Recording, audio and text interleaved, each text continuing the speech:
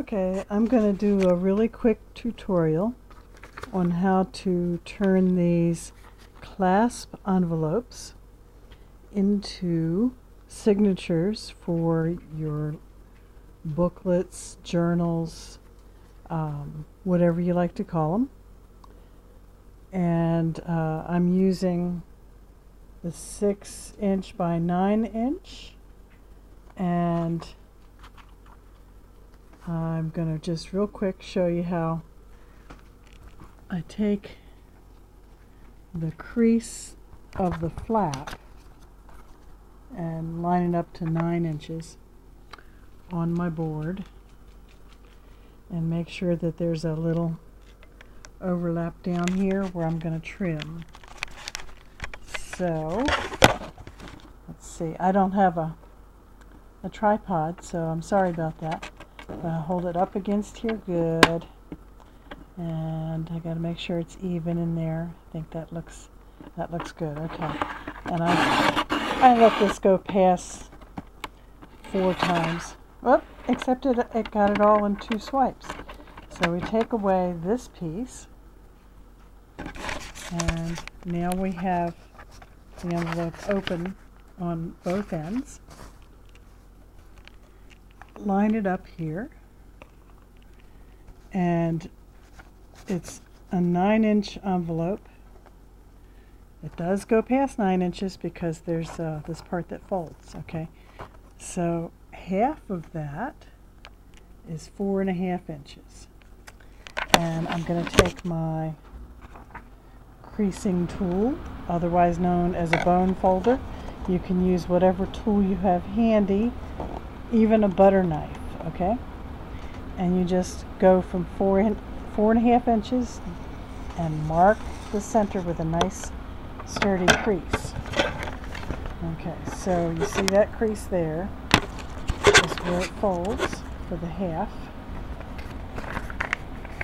And now I'm going to burnish that with the back side of my bone folder. Oh, you can use either side.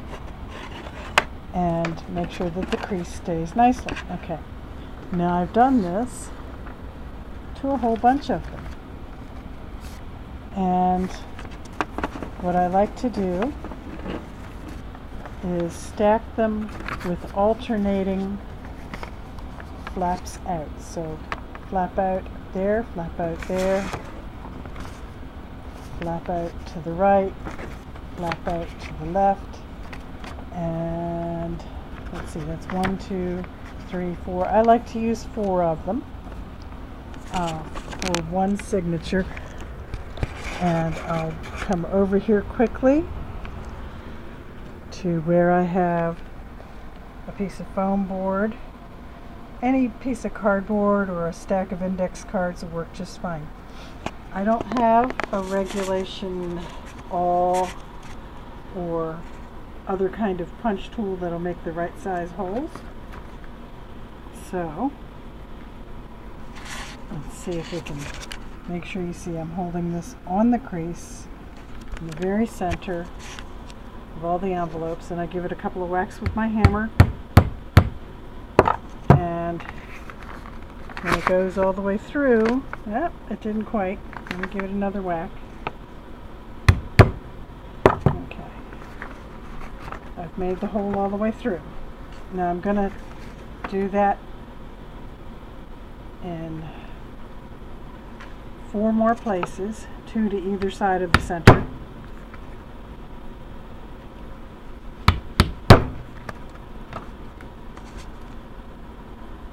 Just along the crease.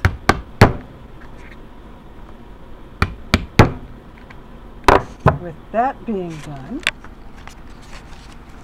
what I do is I stitch these 4 envelopes together to make the signature, and they come out looking like this. Okay, I used some cotton crochet thread number 10, but you can use embroidery floss or string, whatever you've got. And I think 3 groups of 4 makes a pretty good number for putting into a binding.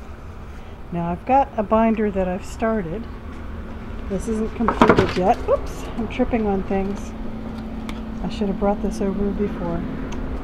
But this is how I'm making my X-Files fan art folder journal. And let's see, inside are these envelopes. I'm attaching pictures and words and things to the outsides of all of these. And inside, you place things you want to put inside. I have them all stitched to some black ribbon by just stitching the ribbon to the string binding. Hold them all nice and straight, and when they're all stitched on, I go ahead and glue it to the spine of the journal. Now, I didn't show any of the parts on how to make the cover of the journal. This is just about how to turn the envelopes into a nice bunch of signatures to start a journal on any sort that you want. And the great thing is you can decorate them as much as you want.